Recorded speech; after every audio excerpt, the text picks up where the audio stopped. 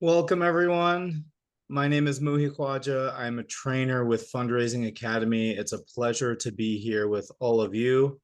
We'll give just a minute for people to settle in. We know we just opened up the waiting room, so thank you for being patient and waiting with us. It's such a pleasure to be here with you. I'm joining from Denver, Colorado. I typically am based out of Tampa, Florida, but doing a little bit of travel.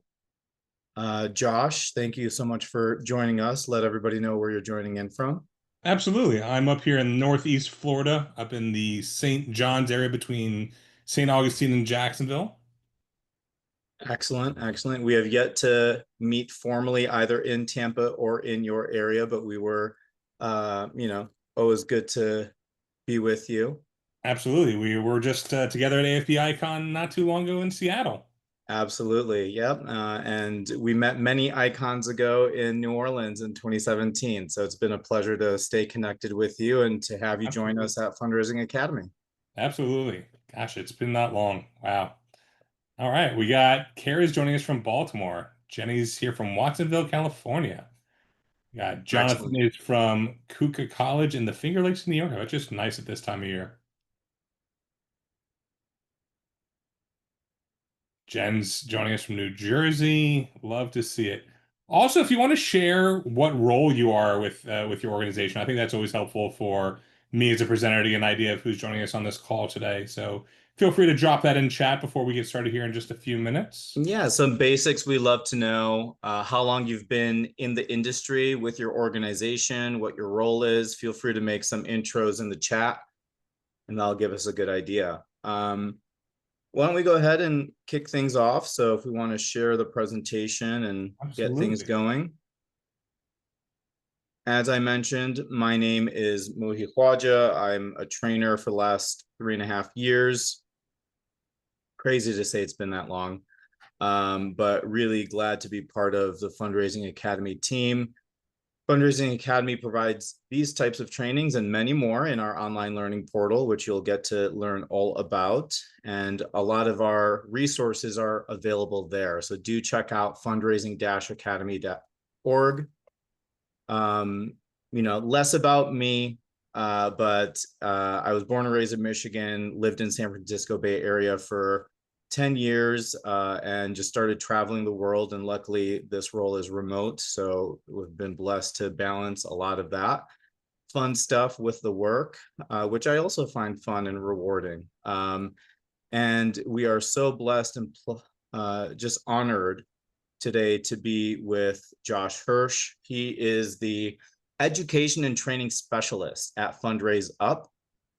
He and I are both faculty members at the fundraising school at Indiana University's Lilly Family School of Philanthropy. And Josh is the founder of the AI Dude. He's got over 15 years in the nonprofit sector, and he specializes in digital communications and AI integration for nonprofits. So many of you today are probably wondering what sentiment analysis is, what AI is. Josh is going to break it down, and he really is a leader in this trendy space. So we're in for a treat. Beyond that, Josh holds a master's of science in family, youth, and community services. Sorry, community sciences. And he has many certifications in strategic fundraising and philanthropy and social media. Um, it's been an honor for me to know Josh beyond the professional realm. So I'm excited to have you all get to know Josh a little bit more, but also benefit from his expertise. So with that, we'll just do a quick poll, and it's going to launch. So feel free to answer this, and it'll give everybody an idea of where the group is. So there's about 47 of you online. We want to get as many people taking the poll as possible, and we'll close it in just about 10, 15 more seconds. A nice breakdown, it looks like, between early career and those that are more senior states people with 10 plus years. Absolutely. Yeah, we've And got a good breakdown. About 15% of you are less than a year, 30% of you are 1 to 3 years, 20% 4 to 7 years, We got a few veterans, 8 to 10 years, 10%, but a good second majority, 27% of you have 10 plus years. I think So what's important to know is that no matter where you are in your life cycle as a nonprofit leader, AI is beneficial in all aspects, and that's what we're going to be covering today. We're going into a little bit of heavier and more headier topic when talking about sentiment analysis, but it just gives us a chance to nerd out some more. Uh, Muhi, you want to talk to us about the cause selling cycle? always, always. So in terms of what we do here at Fundraising Academy, we really preach the gospel of the cost selling cycle. And you may wonder, what is this selling? We're nonprofits. We don't sell. The idea here is that there are beneficial trends in business and beneficial trends in nonprofits that can vice versa work in relationship development across the aisle and both ends of the spectrum. And essentially, these principles lead us to digest the information in a more discernible way. You might be familiar with a traditional major gifts cycle, but the cause selling cycle breaks it down into 3 phases and 8 different steps. So, phase one is all the work necessary to prospect for qualified potential donors. This includes prospecting, which is determining candidates who might have a linkage, an ability, an interest in your organization. And the pre-approach is all about that fact finding and what is conducive for success. So what can you do in phase one that'll set you up for success in phase two, that'll set you up in success for phase three? Now, phase two is that face-to-face time with prospective donors. It's where first impressions matter. And the approach sets the tone for the relationship. Need discovery is about understanding the donors and prospective donors. And presentation is the personalized preparation for the solicitation. In phase three, this includes everything after the gift is given. And the ask is far important, but there are so many steps that you need to do in order for it to be successful. So that's what steps 1 through 6 are. And in the ask, it's the culmination of relationship, which provides support to further your cause. Stewardship is probably the most important, and it's the key to long-term growth, amplified impact, renewal of gift, and all of those things. So, in terms of how you identify and qualify donors, or you develop and cultivate the relationships, you need to ask and secure for funding, and then you need to acknowledge and steward. So, those are the basic steps and phases of the cause selling cycle. Each of these steps can be its own hour-long webinar, and if you look on our portal, you'll find more information to lead you to that. But I really want to yield my time back to Josh because he has so much information to share, and I want to learn with all of you as well. Take it away, Josh. Thanks, Muhi. So before we really jump in, I think it's always important to get an understanding of where people's perspectives are on the topic of AI. So in the chat, when you think of AI, what words come to mind? And I'm curious to see what people's thoughts are, perspectives on the topic. End times. Jen's coming out strong, letting us know strong. Love it. And we got tool, helpful tool, best assistant, absolutely helpful tool, machine learning, exciting, making life change. All right, game changer, ChatGPT, absolutely. BFF, I agree, Bridget. AI, generative AI is definitely my BFF. And to that point, for those that don't know, there's two houses of AI. You've got generative and predictive.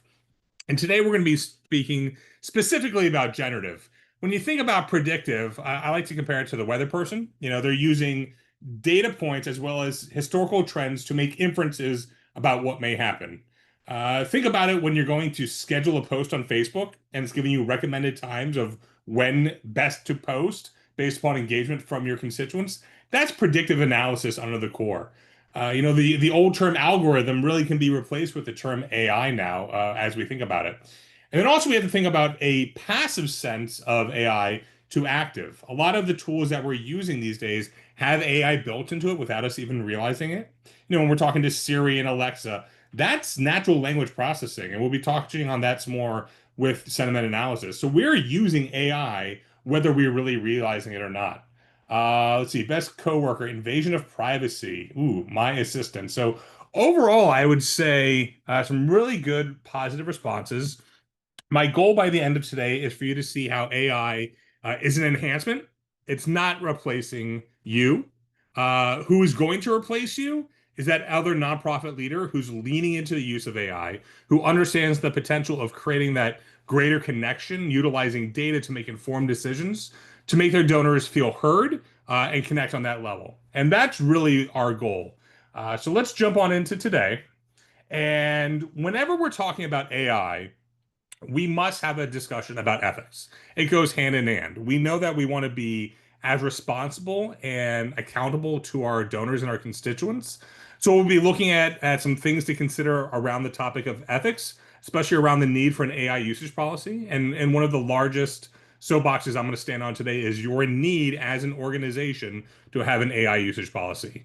We know that there is a very much growing world that we're living in with AI, and it's not going to stop anytime soon. So the policy that you create really needs to be a living document, and we'll be looking at some examples of that later as well.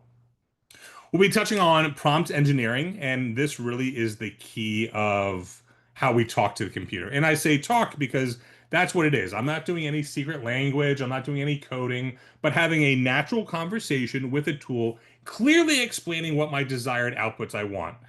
When I'm talking to ChatGPT, and I'm going to use the term ChatGPT today, they're the brand leaders, they're the tools that was on the market first from an interactive way to engage with generative AI beginning on November 22nd, 2022, when it was in beta use.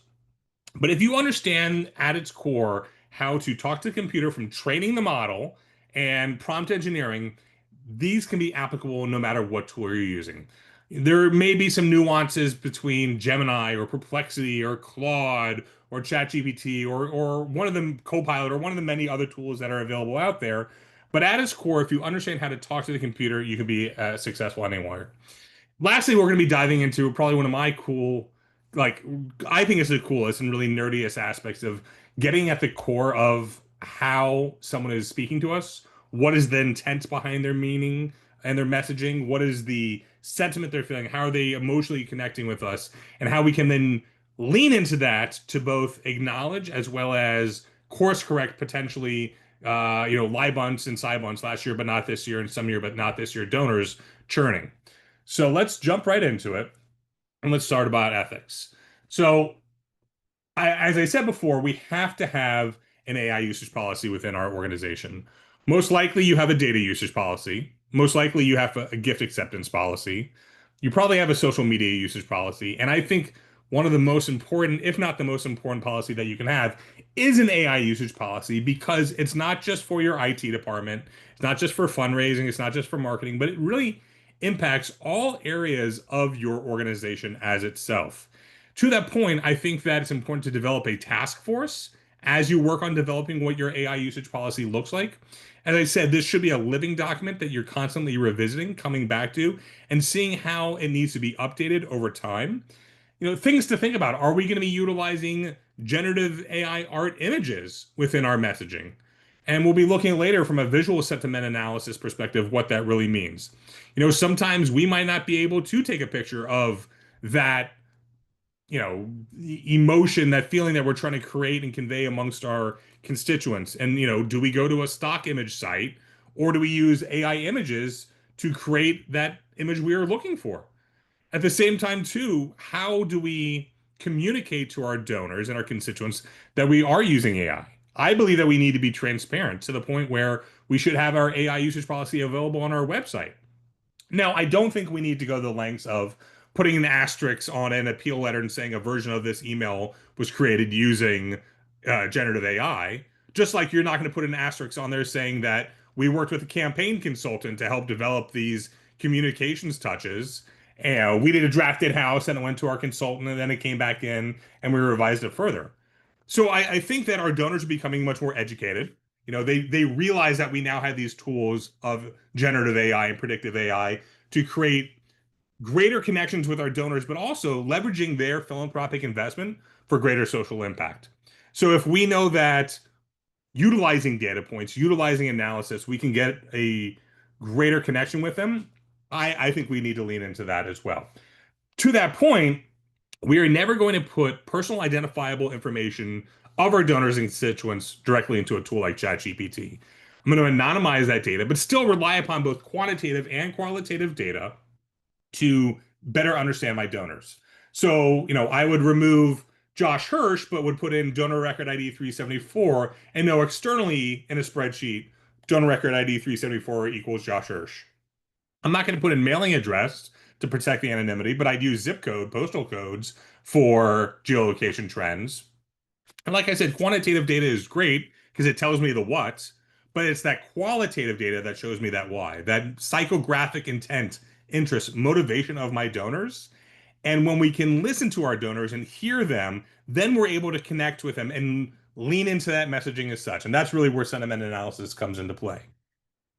Inherently, AI is biased. It's biased based upon the data methods it was collected. It's based upon cultural bias. I was just in Italy and Germany this past week working with some clients and presenting at conferences, and there were strong cultural biases there, even though we were still using the same tools in ChatGPT when they were doing an input and receiving that output, and I was doing that exact same prompt.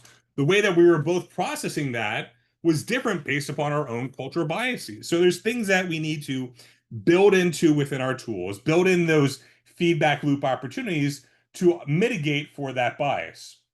Now, one trick I like to use is I've built within my tool, and Muhi, we can see ChatGPT. Perfect. Yep. So if you've never seen ChatGPT before, this is what it looks like. I am on the paid version, and to that, you need to find the $20 a month within your budget to pay for ChatGPT. It has greater control over your data and privacy. It has greater control over the features that you can use. You have the ability to create custom GPTs, custom agents, bots, avatars, insert the word that you want through the paid version. With the free version, you can use those custom agents, but you're not able to create them. We are working within the 4.0 model. That's the base model that I like to work within. There's some additional features. But when I start to notice that AI starts to slip and starts to do what's known as called hallucinating, and it's literally making up things based upon best practices that it believes that it wants you to hear. Now, those hallucinations have come down significantly, but sometimes it's just not performing as well as it could. To that point, we are never directly taking the output from a tool like ChatGPT, copy pasting it, sending out to our constituents. I'm going to go through multiple revisions and reiterations of that prompt output itself. And even still, it's going to get me to that 5 yard line. I'm going to need to take that output, bring it into a tool like Google Docs or Microsoft Word, further revise, further edit to ensure that it's got the right tone, the right voice, that it's authentic to who we are as an organization. And even then, still, I'm going to tweak it a little more and then send it out to my constituents. So if I start to notice the degradation of performance, I'll come and I'll say, what is the magic word? And here's the other thing. To all you writers and copywriters and grant writers on this call, I apologize, but spelling, punctuation, and grammar don't matter. It's picking up on the contextual features of the conversation itself to give me my output. So here we go. The magic word is pancake. It's your custom cue to recenter or reset the conversation in case I start hallucinating or drifting off topic. Just type pancake and I'll reassess the thread and get back on track. And the reason this works so much, it's like a fail-safe switch. I've built it into the core training of my model, which is in the personalization section of ChatGPT. And if you don't use ChatGPT and you use another tool, you're able to still use these prompts. And I would put that at the beginning of your project that you're working on. But even just these last two down here, that no yapping and decreased verbosity, have done such incredible things in changing the quality of output based upon those two specific prompts right there. So keep in mind, I will praise ChatGPT when it does something right, and I will admonish it when it does something wrong. Because it needs to learn and understand what my expectations of good quality content is. This is another reason why we want to pay it for it, because it's going to learn over time. It's going to understand what my expectations are. It's going to start to learn my style and content output. Really important to remember as we go along. As we were saying before, it does a good job, but it still is potential for to fail for fallibility. So we're always checking for the validity and accuracy of that content, always further editing it, revising. If it starts to give us stats and figures and numbers, we want to check those numbers, make sure things are accurate because we don't want it to misrepresent reality. And a perfect example is I was working on a project for a client, and in the PS it said, "Be sure to take advantage of our matching gift opportunity. From now until the end of December, every dollar is going to be matched 1 to 1 by our board of directors up to $20,000." I was like, "Wait a minute, hard stop. There was no matching gift opportunity. I never trained the model that there was a matching gift opportunity, but it knew based upon best practices when you're doing an end of year appeal, that's something that you would include." So this is why I say we can never just do an output, take it, and send it out. I mentioned before the need for being transparent with our donors. I think that they're going to have greater trust, a greater connection with you if you say, "Hey, listen, we are using generative AI. We are using predictive AI. This is how we're using it." Just like at any time that a donor can say, "Hey, let me see my profile in your CRM," you want to be able to have that transparency with them. And I think having that is going to build that ongoing trust. As I said earlier, it's not going to replace us, but really give us a superpower to do more with less.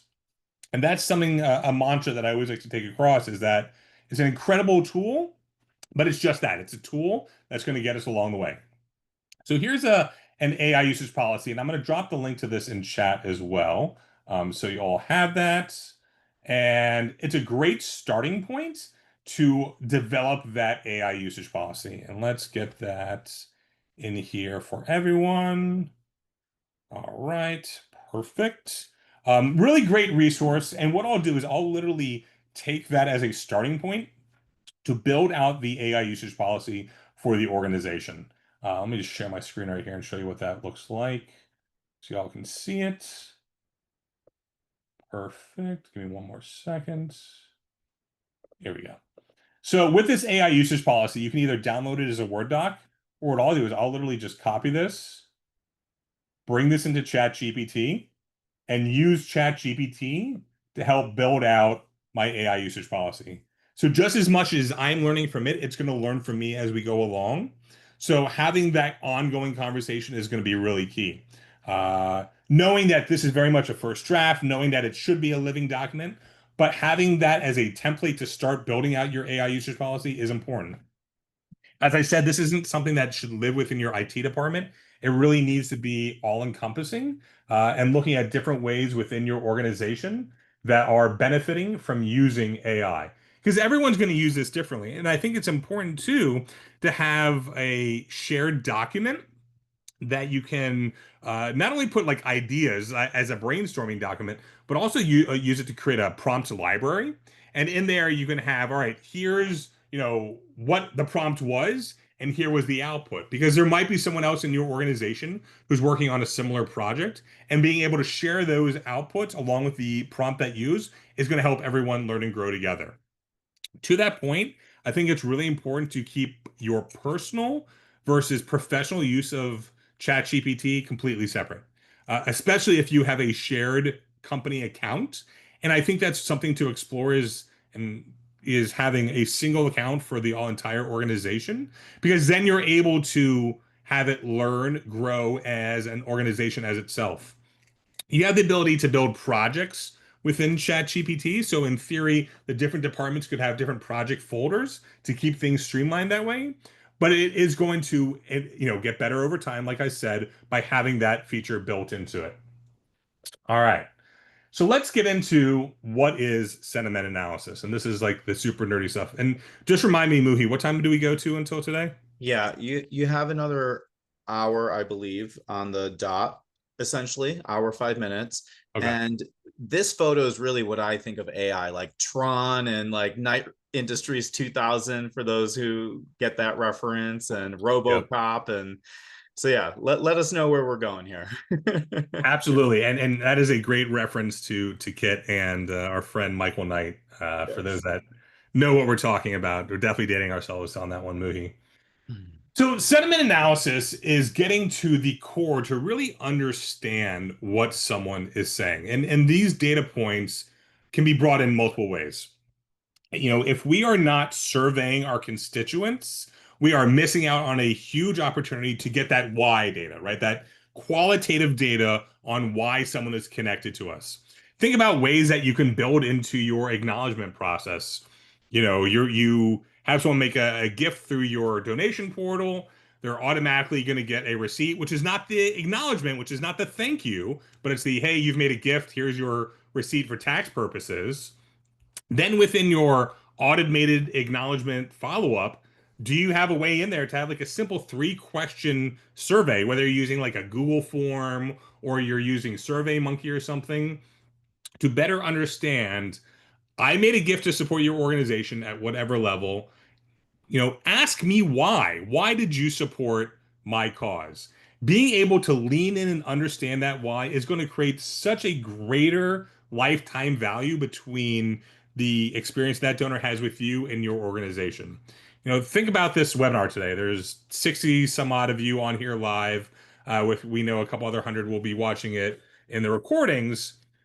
Someone is supporting your organization, most likely is supporting a couple other nonprofits. It's very rare that we have a donor that has very tunnel vision with their philanthropic investment.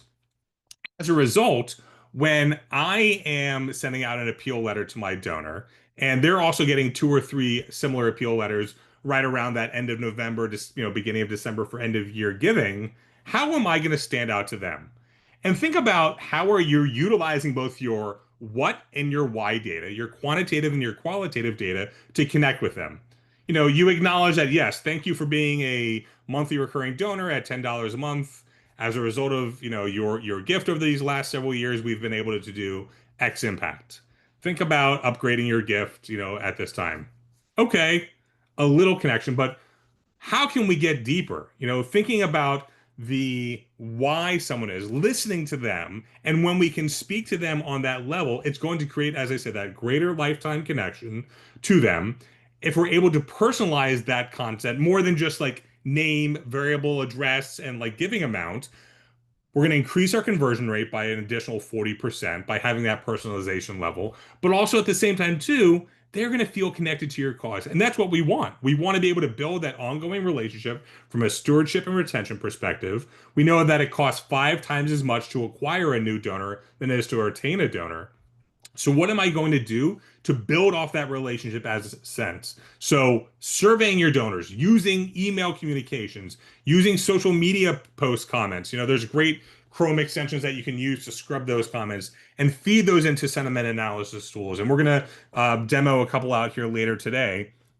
But leaving these questions unanswered, you're leaving data and connections on the table. And you know, we need to drive that stronger connection. That's why I'm so passionate about this, because we're really getting into seeing that motivation and connection between a donor and your cause. That's what we're trying to do. So this is kind of the process that I like to think about it when we're going through sentiment analysis.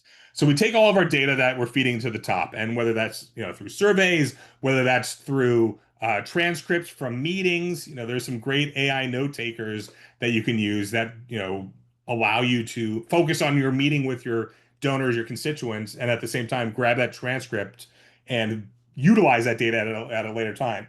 So we're feeding that all in to the top through the funnel, then utilizing natural language processing, and we'll touch on that on a second, to further identify what is that emotion, that intent, that sentiment behind what they're saying. And at the same time, how can we leverage that to drive that greater connection with our constituents and our donors? And then out the bottom of the funnel comes the interpretation and understanding, and how can we manipulate those data points to understand and further drive that connection with our donors. So natural language processing, the best way to think about it is when you're talking to Siri, you're talking to Alexa, you're doing, things like text analysis breakdown, right? So we're using Google Translate, we're using just simple conversation tools. This is natural language processing. As I said before, clearly explaining to the tool, ChatGPT, Gemini, Claude, what have you, what we want it to say and understand from an output perspective. To me, one of the greatest parts here is that sentiment detection. And we have a question. With the AI transcript, can you share how you'd ask a donor it'd be okay for you to record? So great question, Savannah. So Savannah, and I apologize if I'm pronouncing your name wrong. Um, Savannah wants to know how I would start off that conversation. It would be something as simple as saying, hey Muhi, I really appreciate you taking time, to meet with me today. And you can do this in person. There's, apps that you can use on your phone for this or a meeting over Zoom. I just want to let you know, I know you've been very important and a great supporter of, insert name of cause here. So I can really focus on you today and make sure that I'm present as much as possible. I've got my AI note taker that's joining us. I hope it's okay with you if we record this meeting. That way I can go back later, read through my notes, but right now I know I can focus on you. And if they say no, you close the app or you remove that AI note taker from your conversation. But it's something as simple as that. Just being very open and transparent with your donors why you're using it, and you're using it so you're not sitting here, missing something that they might say, or when you're at a board meeting and you're having to assign someone to do it, or you're at a committee meeting. I mean, there's just so many ways that allows you to be more present and still capture that great data. These tools are relatively inexpensive, less than $250 or so a year to utilize them. I use a tool called Fireflies. It's amazing. At the end of a meeting, within 5 minutes, I've got a complete transcript. I've got a video recording. I have the audio recording. It also identifies some sentiment along the way. I can see words per minute. So it's taught me, as you can't tell, I'm very passionate about this. I get very amped up and very excited, and I talk a mile a minute. So it's taught me that I need to slow down at times. It's really, really beneficial in that sense. You also can see how much percentage of a conversation someone is speaking. So, as we know in fundraising, the best thing you do is sit there, be quiet, sit on your hands, let your donor speak first. So, if you see that you're manipulating, and monopolizing that conversation, like how can we teach ourselves to give restraint and pull back some? So yeah, that's how I would answer it. Really good question. But for me, as I said before, natural language processing, probably the greatest part is sentiment analysis. Really getting at the core to understand what someone is saying and why they're saying it. So within sentiment analysis, we have three components. We've got that emotion detection, polarity, and intent. So when we want to create a sense of feeling within someone, we're able to test our materials, our communications pieces, our appeals against various tools and determine, am I creating that sense of emotion that I want someone to feel? If I want someone to feel happy or sadness or despair or support or invigoration or, confusion, whatever we might want them to feel, there's messaging within our content that's going to drive them that way. And could I do that on my own? Yes. Do I have time necessarily to sit there and analyze that? Not always. We've got way more things to do on our to-do list. How can I be more efficient? And here's a way by utilizing a tool to do that. For me, polarity is really important as well. What is that, bucket that they're falling into, either negative, neutral, or positive? And how can we lean into that positive sentiment to understand what we're doing right? And at the same time, too, elevate that. While from the negative, where are those gaps, those opportunities for solution that we can then move those people from negative and neutral to positive over a set amount of time? And then lastly, what is the purpose behind their messaging? We know how they're feeling. We know what is their emotion behind it. We know where are they from that happiness scale from a polarity sense, but what is the intent behind their messaging? All this we can be doing at scale, and that's really what the driving force with it is I have limited amount of time in my day for that growing length of a to-do list. And there was a great study by Deloitte Digital in October 2023 that showed the average full-time employee is saving upwards of 12.1 hours a week by using generative AI. So I'm able to take large volumes of data and further analyze it. Going beyond sentiment analysis, think about it from something as simple as an email campaign. You're training the model, you're working through what you want it to be focusing on. You come to your email and you're just not loving the subject lines that you have. So we're going to use our data points. I'm going to take the last 5 years of my KPIs, my key performance indicators of open rate, click-through rate, bounce rate, conversion rate, feed that into a tool like ChatGPT, either uploading it as a CSV file, which I know notice that it does better than XLS files, or even just copy and pasting the rows into it, having it analyze that data and say, create a table based upon these last 5 years of data points. I need 10 subject lines that are optimized for open rate, include a column for pre-header copy, and then include a column for reasoning. And I love to include that column for reasoning because it shows me how the tool is thinking, why arrived at its decision, and it's helping me get a better perspective. Because once again, I should be learning from ChatGPT just as much as it's learning from me.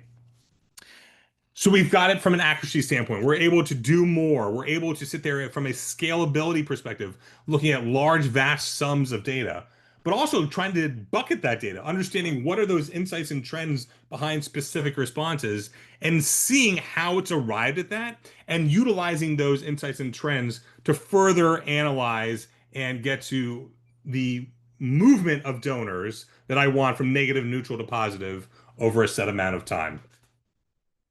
So I love this example of visual sentiment, and I'm going to do a quick screenshot here. So let's take our friends. So very clearly, we can determine that we have a melancholy droid, an angry droid, and a happy-go-lucky droid. So let's switch back over here to ChatGPT, and let me share my screen. So this kind of goes to what I was saying earlier. And let me clear that out. About how we can utilize that sense of what do we want to make someone feel. And here's how we can reverse engineer it. So we're going to take that screenshot that we just did, and I'm going to upload it. Screenshot. Perfect. And say, what can you tell me about this image? Really simple, lazy prompts. What do we see here? So he's thinking for a second. All right, so it's featuring a triptych, which is 3 image, distinct design and emotional expression. Our left robot, round childlike head, weathered and rusty. Aesthetics resembles retro post-apocalyptic Pixar. Background elements suggest industrial junkyard environment. All right. Center, it's sleek, it's armor plating with glowing eyes. It's very much cyberpunk or dystopian combats. Its face is expressionless, but the glowing eyes, grim design convey intensity and menace. Then our right one, we've got, retro inspired. It's a similar structure, glowing eyes, mouth curved into a subtle smile, has a weathered blue teal. So now we're getting over all themes. So from an emotions spectrum, the left robot has a range of emotions going from melancholy to intensity or threat, and then joy or optimism. So and once again, we're going to praise it when it does something right. We're going to admonish it when it's something wrong. So this is really helpful to know. I'm curious to lean more into the analysis of the emotions behind each robot. Now, I will often end prompts with, do you understand or have any questions? What this is doing is allowing for a feedback loop between myself and the tool and identifying if it needs more information to answer my question and give me the output, it's going to tell me. Understand completely, you're asking for a deeper emotional analysis for each robot's expression and overall presence, moving beyond aesthetics into emotional storytelling and character psychology. So here, primary emotion is sadness. We're looking into more of that physical representation, but then I like this narrative possibility. How can we lean into that emotion to further enhance it or move away from it? So when we're thinking about it and we're talking about, I want to convey a certain emotion in my donors when they're reading an appeal, not only from just a copy perspective, but from a visual cues. So I can take those images that I was going to use, test them utilizing a tool like ChatGPT, understand, is it conveying the right emotions? Is it conveying that right sentiment? Are we going to get someone to act the way we want them to based upon that visual cues? Same respect, if it's not doing that, we can explain to the tool, I want to create this specific feeling within my constituent when they're writing it. What images do I need to convey that emotion and sentiment as a whole? That's where it comes into play, understanding your AI usage policy. Do I sit there and go to a stock image site if I don't have that image that I need to represent? Do I sit there and create something utilizing a tool like ChatGPT to create that visually representative sentiment and emotion in a sense? These are things to think about as you're working through your AI usage policy because it's going to matter. And I'll give you a perfect example. Let's say you are domestic abuse shelter. And you sat there and rescued, we'll call her Rebecca and her two young children. Rebecca's a young mother. Her children are, both under 5 years old. Rebecca's coming from an emotionally and mentally and abusive home. And we've been able to bring Rebecca and her children in. We know that in the world of fundraising, emotional storytelling sells, but I still need to protect the anonymity of Rebecca and her children. So I can tell the story of someone like Rebecca. I'm not going to show an image of Rebecca. Now I could sit there and pull a stock image site and use something from a stock image site. I could create an image that's representative of Rebecca and her family. I could create an image that's representative of the feeling I want you to experience when you're seeing and reading that story of Rebecca. So thinking about how those emotional cues with what we want people to feel, how we can connect that utilizing AI. That's why we're using these powers that we have available to enhance what we're trying to accomplish. All right, let's move on. And please, at any time, if you have any questions, drop them into chat. Muhi can monitor that as we're going along as well. So we'll be good to go. All right. So how do we utilize these specific sentiment insights to drive our communications further? And that's what we're trying to accomplish. So think about it this way. If I know that someone is having a very negative experience with my organization, and that's not always at surface level, it might be a mixed sentiment, but I'm able to further analyze whether I'm doing that myself. But if I've got 1,000 survey responses, which is amazing that you've gotten that many responses from your constituents that want to share their opinions, how can I use that data and lean into it to create specific communications touches that either are reinforcing areas for opportunity or how we can use that to avoid churn in my donors and use it to re-engage them as such. Same time, too, as I said before, lean into what you're doing well, acknowledge them that yes, we see that what you're mentioning is an opportunity for solution because there's no problems, there's opportunities for a solution. Or at the same time, too, acknowledging that yes, we do appreciate your praise. It does, really make a difference to know that because of us, you've been able to provide meals on the weekends to your family when otherwise you didn't think that you would have and know where your next meal was going to come from. These are how we're going to create greater connections to our donors. This is how we're going to create greater social impact by understanding that program feedback from those participants. So, and I keep harping on this, you have to survey. You need to provide opportunities to get feedback along the way from all your different stakeholders, internal and external. Your board members, your volunteers, your donors, on top of your program participants. And we all have different audiences, even within those different stakeholders. So, how can we understand what's resonating with them without having those survey opportunities? Um, how can we use, so we have a question, how can we use AI to reach individual potential donors for a nonprofit organization?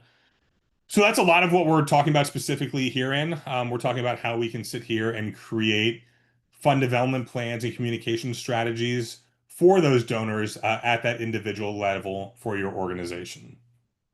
And we'll dig into that a little bit more as we keep going.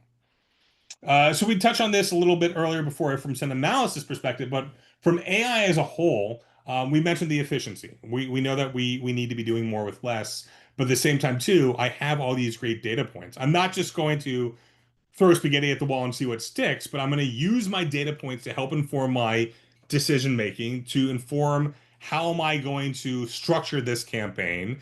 I'm going to use it to help develop my content strategy. I'm going to use it to develop how am I going to speak to these subset of segmented donors because we know that I can't say the same thing to all the donors across the board. My major donors and one-time donors have great intent and connection to my cause, but it's different.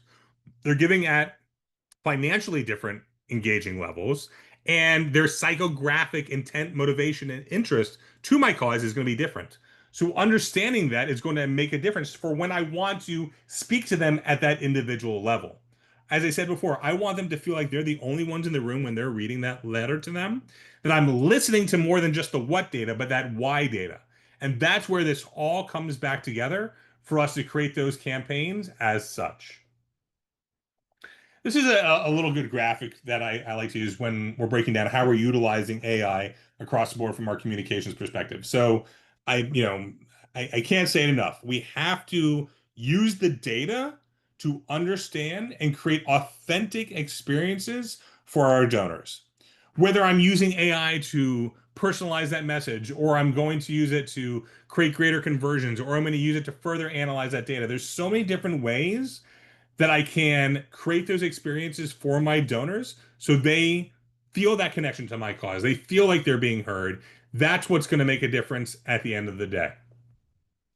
So we're going to get into prompt engineering, and then I'm going to show some case study example of MSF Italy, Medicine Sans Frontières, on how we would be utilizing sentiment analysis through a tool like ChatGPT. So this is kind of my process when I'm prompting, determining what I want to create. I'm starting at the top. I'm choosing my prompt. We'll use the example of creating a 6-month fund development communications plan that's omni-channel with smart objectives, specific, measurable, achievable, relevant, and time-bound, because we need to have KPI measurements along the way for our different segments. This campaign should run from Jan 1 until June 30th with various segments. I need to ensure that I have smart objectives by segment, by channel, and then have a minimum of 3 touches per month per segment with that. That's a lot of work. Like, that's very wordy, but that's the kind of prompts that I'm developing. I'm not just doing make this letter better. Like, draft an appeal for my after school arts program. Super generic, super vanilla, and that's the type of output that you're going to get. The more time that you spend training the more model, the more time that you spend developing your as specific as possible desired outputs through your inputs, the better quality you're going to get. So I choose my prompt, then I compose my message, that's my input, then I hit enter, that's sending the message, and then I receive my response, that's my output. 9 times out of 10, I'm not satisfied with my output. Now, an example of where I would be satisfied is when I'm using ChatGPT as a search engine because it's completely replaced Google for me. So I'll sit there and even within my URL box, it now redirects to ChatGPT within Chrome. So if I'm like, what's the weather going to be in, St. John's on this date, or what time is this movie playing? Very straight level responses for what the output could be. That's where I'll use it as such. But most times I need to further revise, further edit that prompt. And it's not just, like I said, redraft this letter, but acknowledging what you like about it, where are those opportunities within it. I need to change the tone. We need to do a different perspective. I see what you did here in paragraph 2. However, let's take this different approach. Um, it's super, super powerful. And the reason I say that I've also replaced using Google with ChatGPT. Google is very much first level search results. What courses does Fundraising Academy offer in spring 2025? It's going to give you a link to the course schedules, and you're going to get your information that way. Versus, I might go into ChatGPT and say a multi-layer channel prompt, so called ladder chain prompting, where it says, what courses are being offered? I want to focus on major gifts. Who is teaching those courses? And can you give me an example of some of the agenda and learning objectives that'll be offered? Hit enter. I can't do that through Googling. It is very much step by step. And even then, it's difficult to pull out that information from Google. Whereas with ChatGPT, having that natural conversation, I'm able to get a clear description of what I'm trying to accomplish. Now, within different training models, different approaches, we have zero shot, one shot, and multi-shot. Zero shot is very much that vanilla prompt, that lazy prompt. Create an appeal letter for an after-school arts program. You're going to get an appeal, but it's going to be very generic and not specific to your organization. Um, Daniel said, but those current data points are only available with paid versions. So, yes and no. What you're getting access to live real-time content through the free version, but you are limited on the number of outputs that you can do. You are limited on how those content threads learn from one another.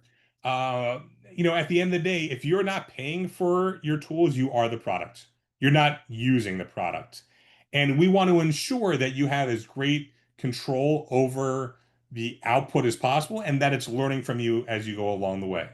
So that $20 a month for your subscription, it's a no-brainer.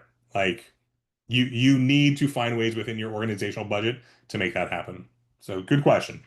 So zero shot is that very much vanilla generic output, whereas one shot is we're gonna train it a little more. We're gonna, start to include the name of the organization, the URL, and I use that name and URL because in some instances there might be another Sunshine Academy day school that's running after school arts programs. Bless you.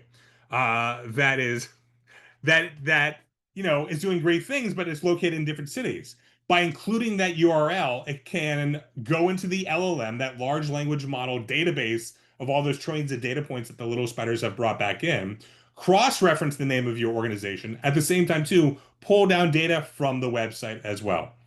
So really important to include that as you're doing your training. And then I'll also include some background information from the website, things from the About Us section or a little bit more information about the programming to get it further along.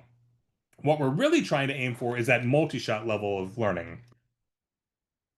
This is where I'm bringing in past examples from my organization, past appeal letters, impact reports, brand style guide if your organization has one, looking at the way that we communicate with our donors, feeding that all into the tool so it can understand and become you and take on that virtual personality of an employee within your organization, or whatever specific role and niche that you really want them to be playing. All right. Let's see. We have another Q&A. Can I spend some time discussing some standard operating procedures and best practices for how you organize projects and project files, especially if everyone on staff has access? So, good question. So, as far as standard operating procedures, I think it's important to take all your current policies and, first you're going to train the model on who you are as an organization, understanding the purpose of your social impact in the community, your structure, your style, all those sort of things, and then say, listen, here's our current policies, how can we improve upon them, knowing that here's our opportunities, almost feed it in the SWOT analysis. This is where we have room for growth. These are the resources from a tech stack perspective. How can we improve our workflow as a result? So when we're talking about project and project files, I would almost assign each department its own project folder. So within your organization, you could have operations, you could have programming, you could have finance, you could have IT, you could have marketing communications, you could have development. Each have their own project file. Now, I might have a consistent set of instructions. So it's all, having those same guardrails. And then within that, you have your project files that you're uploading for your knowledge base. So think about from a data, architecture specifically with all your various files, how you're going to position that when you're pulling together this information to get to that multi-shot level of training. Good question. Um, all right, awesome. So this is, I think, one of the most important patterns. This is the persona pattern, also known as the create formula. This is where we're actually turning ChatGPT into taking on a role. And more so than with anything, tone matters here. The way that we structure the output is going to matter based upon that tone. So let's do a little example here of what we're exactly talking about. So I need a volunteer. Someone wants to drop in a chat their organization that wants us to do a little case study example. Who's gonna be our first one to drop something in there? Name of organization and URL. Lad Lake. All right. Bridget, where's Lad? I need a URL for Lad Lake.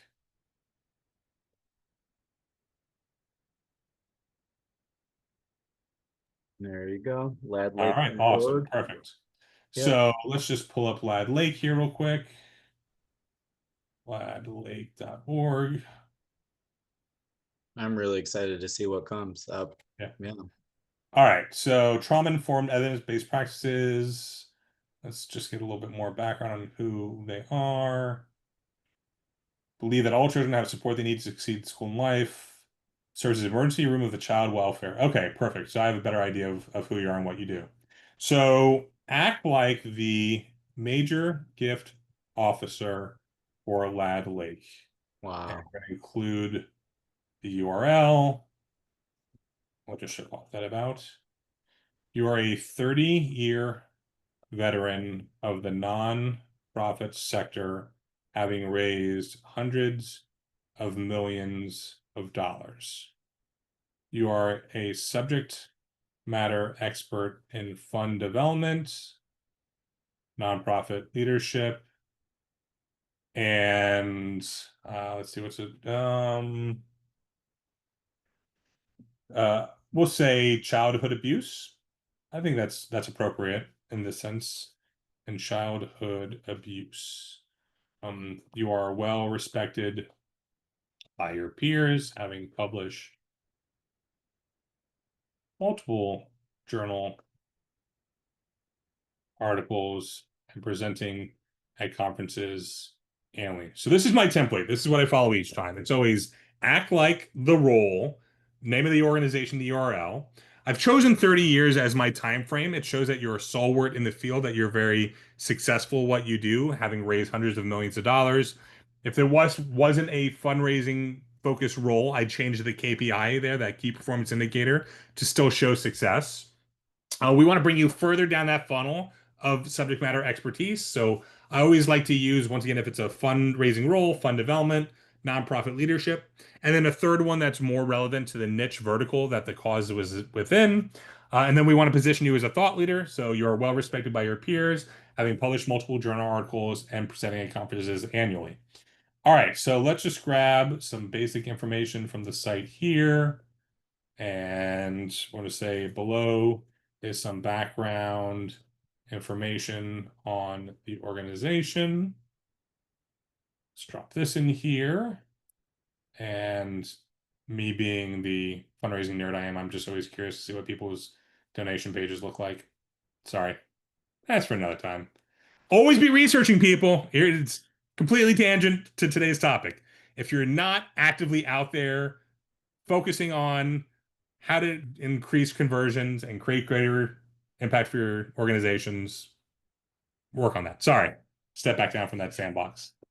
All right, so let's include this information here and paste that in. And giving opportunities, legacy giving. Oh, this is still on the donate us page. Whoops. Let's go back over here. Here we go. Why we succeed. All right. I think that's some good background information on the organization. So I'm going to hit enter. I don't care what the output is. And that's something to keep in mind. All we're doing right now is turning ChatGPT in that role to take on that perspective of that major gift officer for Lad Lake. So we'll give it a second here to go through these prompts, give us the output, and then we're going to move forward from there. So what we're doing is now all the content that we're going to develop is going to be from the perspective of this major gift officer. This is right around that one-shot level of training. We're not at zero shot. We're not at multi-shot. If we were multi-shot, we would bring in past content appeals, past, impact reports, more information so we can understand the voice and style of the organization itself. All right. So we need to work on developing an appeal. And let's see, what would be a good program that we need to get support on? Let's see, services, family stability. Here we go. So we need to work on developing an appeal segmented to our major donors as part of our end of year campaign to support our family stability services. And let's just grab a little bit of information on that. We'll grab this. I'm going to say below is some background information on the services provided. And let's see what else we got here. We got this. All right. Perfect. All right, so let's go deeper now into our prompt. So this appeal should be written in an emotional story telling perspective from the viewpoint of a child who has benefited from our services. Now, keep in mind, we're never going to want to make up a story. We're never going to want to make up quotes or words for an individual. However, this could be representative of someone who's gone through our program and received benefits from our services. All right. Written from the viewpoint of a child, this appeal should be a minimum of 4 paragraphs long with a CTA to donate in each paragraph. Include a PS with a CTA to donate. It does know what CTA is. I don't need to sit there and explain it out to it. And then end with, do you understand or have any questions? Once again, creating that opportunity for feedback and clarity between myself and the tool. All right. We got our background information. Here we go. So yes, I understand you want a major donor segmented appeal for the program. Here's the structure. This is what we got. Before Lad Lake, I didn't know what a real family felt like. Hi, my name is Maya. I'm 14 years old, and I used to think that families were supposed to fall apart. That screaming silence and slamming doors were normal. My mom tried her best, but after my dad went to prison, everything just broke. School didn't matter. Friends disappeared. I stopped talking because it felt safer to be invisible. But then Lad Lake came into our lives. For the first time, someone saw what was really going on and didn't walk away. Please donate to Lad Lake today to help more families like mine find hope again. At first, I didn't want to talk to anyone. I didn't trust adults, but my Lad Lake therapist showed up every week. She didn't push, she just listened. Then my mom started meeting with her too. Slowly, we started learning how to be around each other again, how to feel safe in the same room. It wasn't magic, it was hard, but we began to heal. Because of Lad Lake's family therapy, my mom finally got the support she needed, and I got my voice back. Your gift today helps bring the healing to more families still living in crisis. We didn't just get therapy, we got tools. Lad Lake taught us how to talk without yelling, how to rebuild trust, how to plan for the future. My mentor helped me believe in myself again. I even started going back to school regularly, and I just passed all my classes for the first time since 5th grade. That may not sound like much, but to me, it means I have a future now. When you're when you give, you're not just changing a child's today, you're giving them tomorrow. I know there are still a lot, excuse me, a lot of kids like me out there, kids who think home is a place to escape, not return to, but I also know it doesn't have to stay that way. Lad Lake gave me something I didn't think was possible, a real second chance. If you're reading this, it means you care. It means you're part of the reason I'm writing this with hope. Please donate before December 31st to help another family find stability, healing, and love. P.S. Families in crisis can't wait. Your year-end gift to Lad Lake gives youth and parents the support, therapy, and care they need to heal together. Make your donation now and help more kids like me find their way home. Not bad. It's a good first draft, and that's what I want to, emphasize that it is very much a first draft. Obviously, I don't know if this is in the right tone or voice of Lad Lake's as well. So that's why training the model on past appeals and content will help resonate more to ensure that it is speaking to that right audience. I think that it can, with some work, it can do a good job. I do want to show an example before we get to my MSF Italy example. This would make you want to donate. Awesome. Well, then I call that a success there, Bridget. We're going to bring this into a custom GPT that I created called that's a fundraising appeal review that will have 12 experts review the content, give me their feedback on quantitative score on the propensity to donate scale, where 1 is least likely, 10 is most likely. It's a fictitious scale I created. Then it's going to give me a qualitative response, then a cumulative score, and then redraft it to score 10 out of 10. But before that, Before I we, saw a question came yeah, in. Uh, perfect. Let me just take a look. All right, Yep. so typically don't disclose AI usage and appeal, but in the case like this, in the voice of a person served, should we disclose? I don't think you need to disclose that you used AI to create this. It is, what you could do on the bottom is put an asterisk saying, to protect the, anonymity of those that we serve, you know, uh, the name and likeness of the individuals had been changed. You can word it better than I just came up with, but I think it's okay to acknowledge that you are sharing a representation of someone, but I don't think you need to come out and say this was created with AI, just like you wouldn't say we worked with a consultant to help draft these appeals that you're now reading. This goes back to your AI usage policy, though. What is good for your organization might be different from another one. So that's why I think you need to incorporate multiple individuals within that as well. All right. So let's grab this here. Actually, before that, we're going to once again praise it when it is something good and admonish it when it is something bad. This is good. However, I don't love the subject line. I think we can come up with something that is going to capture their attention better and have a higher open rate potential. Create a table that has 10 subject lines that are optimized for open rate. Include a column for the pre-header copy and include a column for reasoning. Just before you hit enter, you missed the word table for the Thank create you. a table. Yeah, Thank you. Do there you you go. understand or have any questions? I wonder if we don't put that in there, what we get. Let's just try it. I'd be curious. Let's remove that.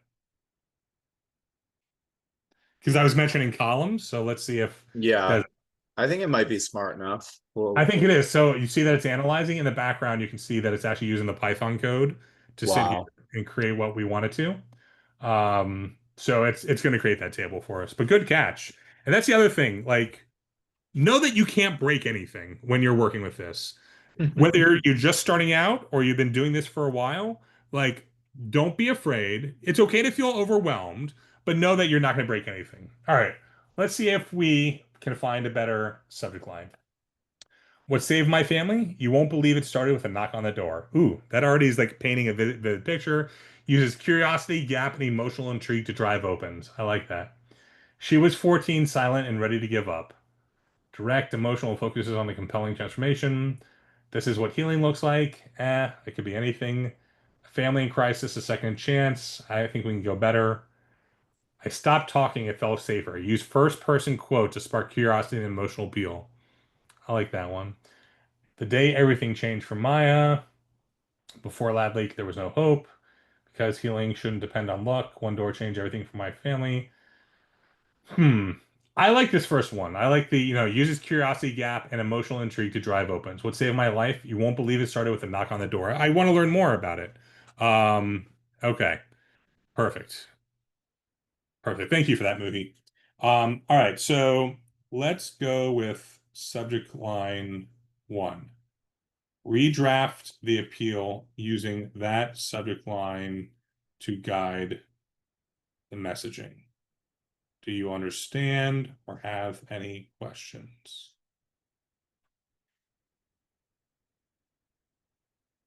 All right, here's a revised appeal. I still remember the sound of it, a knock on the door. I was 14 and my world was already in pieces. My dad was in prison, my mom was overwhelmed, and I stopped talking to pretty much everyone.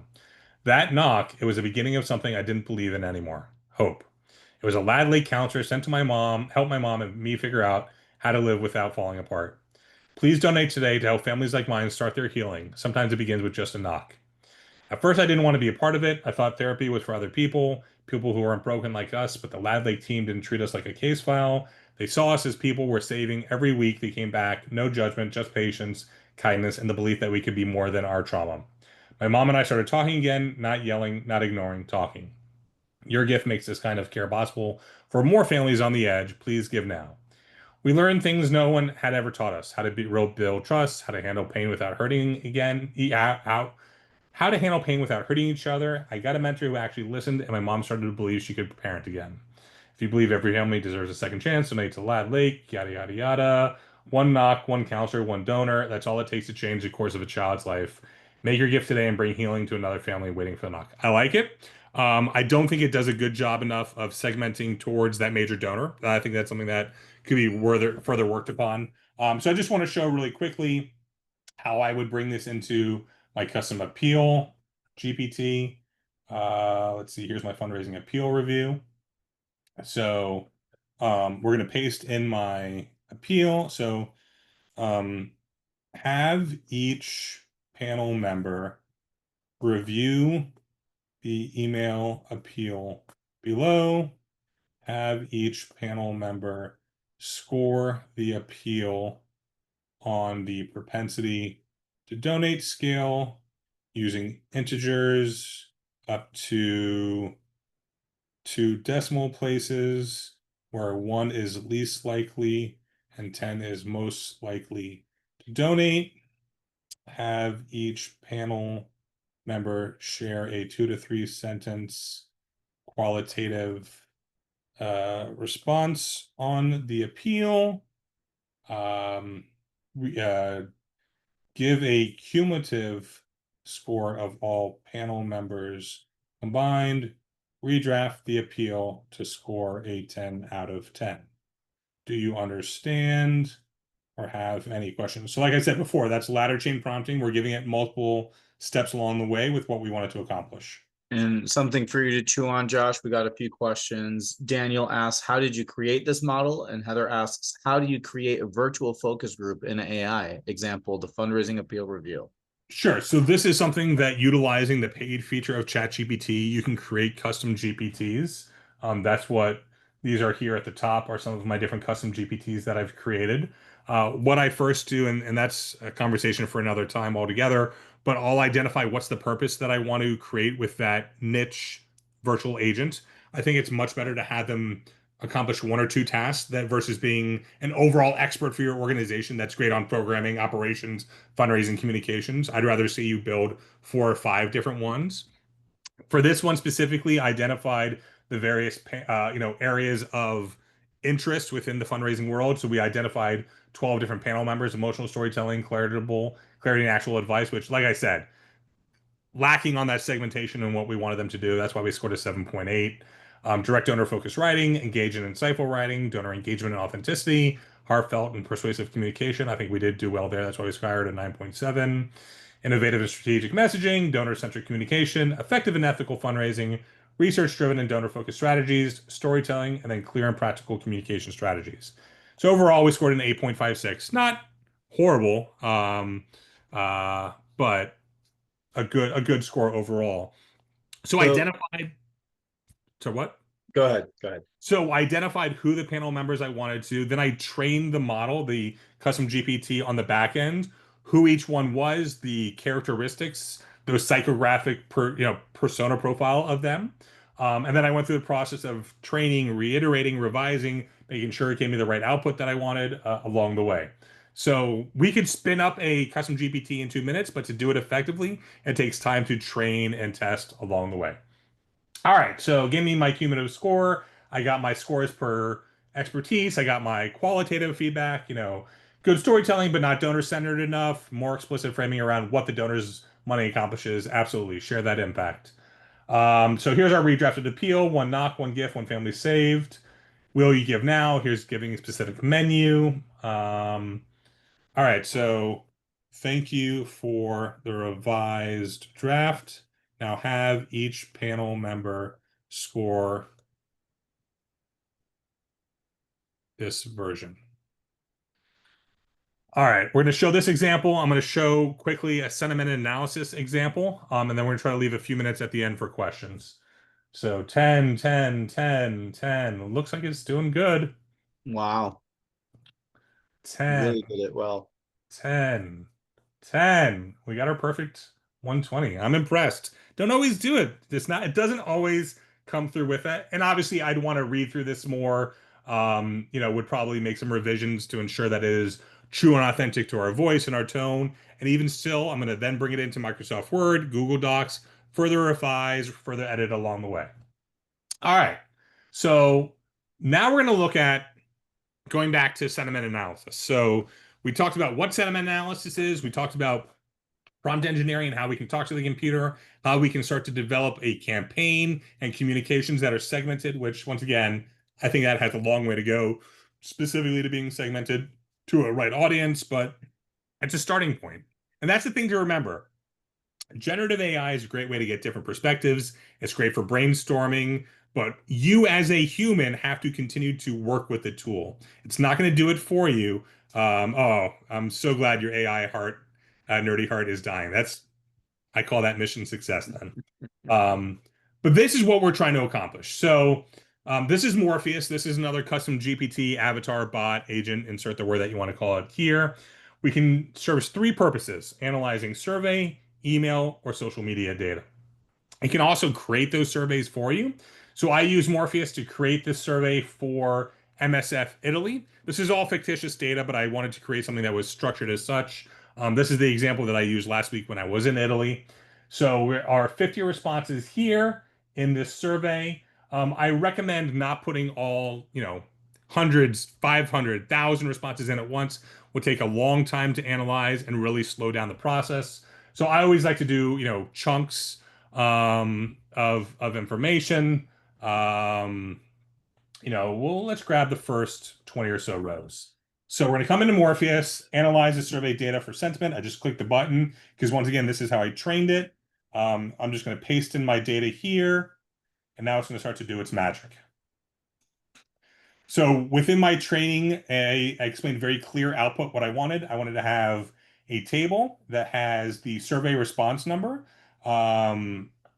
So I can have an understanding. I put in 20. Did I actually get 20 back? So I see that. We have a complete survey response. We identified that sentiment. Here it's neutral trending. It may go in different ways. Those keywords that I identified, and then specifically that reasoning that identified what that communications was. All right. So it then moves on to the next step. It starts to break down those insights specifically. So yes, please continue to the next step.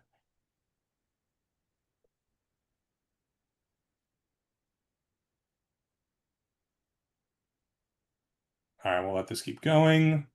I'm reading your feedback, Kate. I really appreciate that. So a question from Daniel, were these literal people experts or just inputs of best practices in each of those 12 areas?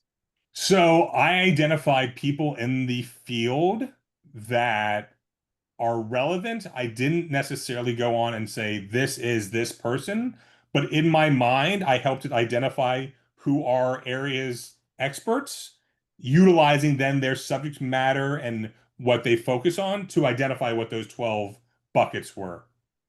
All right, so it's now moved on to this next phase, and we're going to wrap it up just here in a second, and we'll leave it open for questions here at the end. Um, yeah, we could. You're right, Savannah. We could. But I also wanted to respect my friends and peers who are in the sector and didn't want to necessarily infringe upon their IP, even though I did use some for who they are. And I let them know, say, listen, I modeled this around you, but I didn't specifically use you for this. But yes, you absolutely could use it to create those personas. And that's a whole other conversation altogether when developing donor personas to understand what is that psychographic intent, interest, motivation of specific donors for your cause, and then how do I take my messaging and frame it one way for another audience. I could talk about this stuff for hours on end, days on days, about different topics. Super nerdy, super passionate, love this kind of stuff. And I'm glad it's resonating with all of y'all. All right, so now it's going to go identify the various buckets of that summary based upon such. So now we're going into our positive. We're seeing what's working, high emotional investment. The core motivators of those responses are global health impact, crisis responsiveness, humanitarian values, moving into neutral. No, and then here's the areas that we really want to like lean into. Where's those opportunities for improvement? Loyalty concerns. Supporters are at risk of disengaging. So churn alert, we don't want to lose these donors and have them become Libunts or Cybunts. So how can I re-engage that neutral and negative sentiment categories to come back into the fold? So this is good. Let's move to the next step. All right, so this next one is developing a 6-month omni-channel communications plan to move people from negative, neutral, positive with smart objectives. It's creating an objective by month. It's now giving me individual channel strategy, how often we're going to communicate on each channel, what should be that content focus of each one. Keep in mind, we're just spinning this up together in a matter of 5 minutes. If I was actually working on this for a client and working on a campaign, much more time would be going into, analyzing the data or ensuring that everything was accurate, as well as sitting there reviewing everything, developing my communication strategy out further. But this is just like a quick high level. So this is great. We now need to focus on our first email. Let's see. Where's our first email touch? And like I would want to dig a little deeper. I'd want to be able to segment this out further, but for today's purpose, we're doing a good job. This is great. We now need to focus on our first email touch during month 2. That's segmented to our major donors. And I don't care. I spelled it wrong. Doesn't matter. I spelled it wrong. We define a major donor as anyone who contributes a minimum of $5,000 annually. This email should be from the perspective of a field worker who has recently been on the ground in one of our hospitals. This email should be written in a professional yet emotionally driven storytelling perspective. This email should be a minimum of 4 paragraphs with a PS. Not doing a CTA to donate this because we're just connecting for the thank you. Do you understand or have any questions? And this will be our last example, and then we'll open up to questions here at the end. Crystal clear, it's recapping. This is who our audience, this is our channel, this is our perspective, our tone, and what our length. So from the front lines, how your support saved lives this month. My name is Dr. Amina Khatib, and I recently served from a 6-month assignment, or returned from a 6-month assignment at our trauma hospital in Port-au-Prince, Haiti.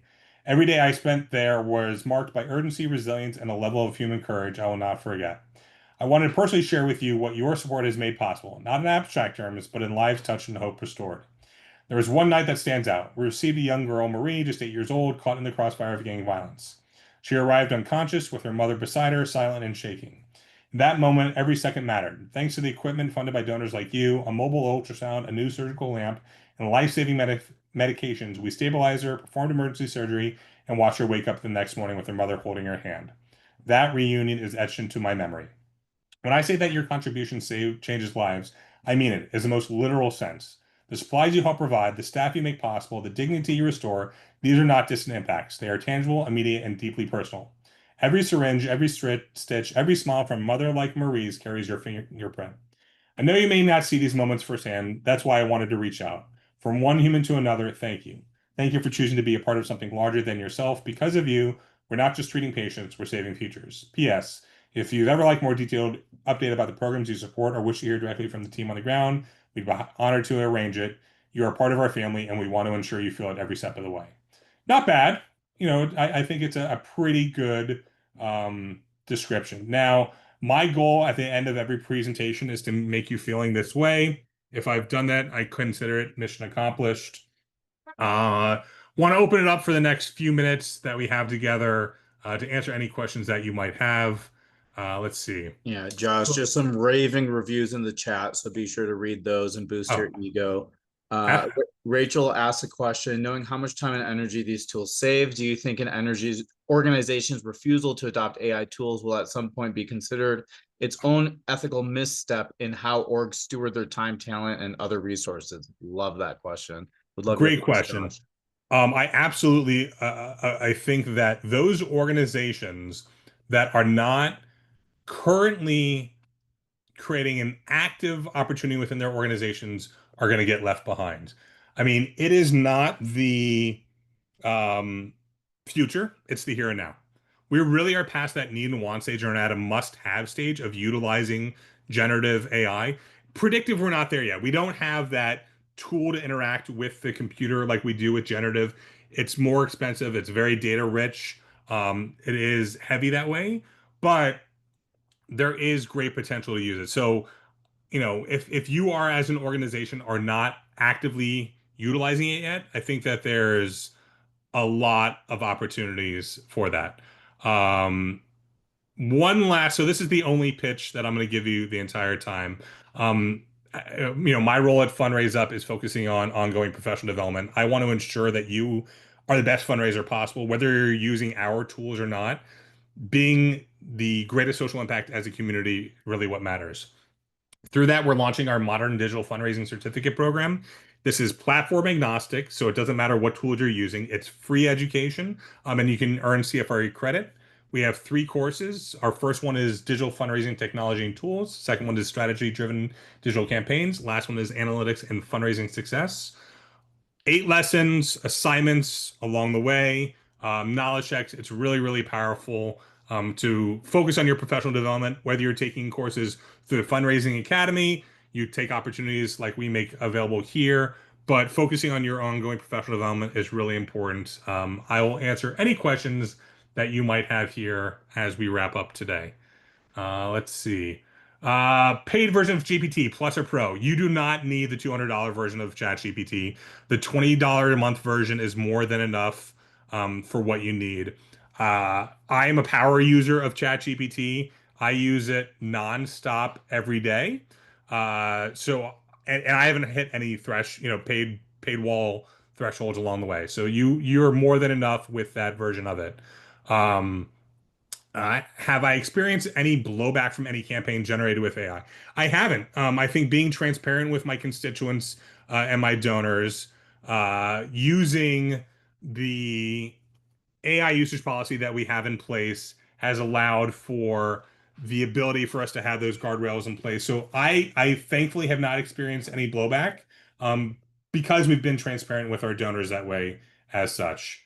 So last slide here before we wrap it up for today, unless there's any other questions.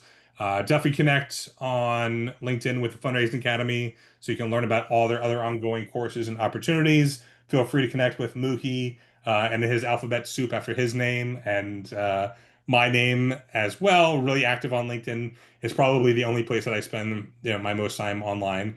Really just nerding out about social impact, digital communications, and a little bit of nonprofit leadership through the lens of the Goonies. So that's a lot of the content that I like to share on LinkedIn as well. Josh, my friend, this has been wonderful. Thank you so much for lending your expertise. Over 14 questions asked using the Q&A feature. That never happens in a webinar. Everybody was so good with their questions. You all did fantastic. As Josh mentioned, Fundraising Academy is here at your disposal to continue to have conversations like these. And we're so thankful to Josh for lending his expertise with us. If there's ever anything that FA can do for you, feel free to reach out to our team.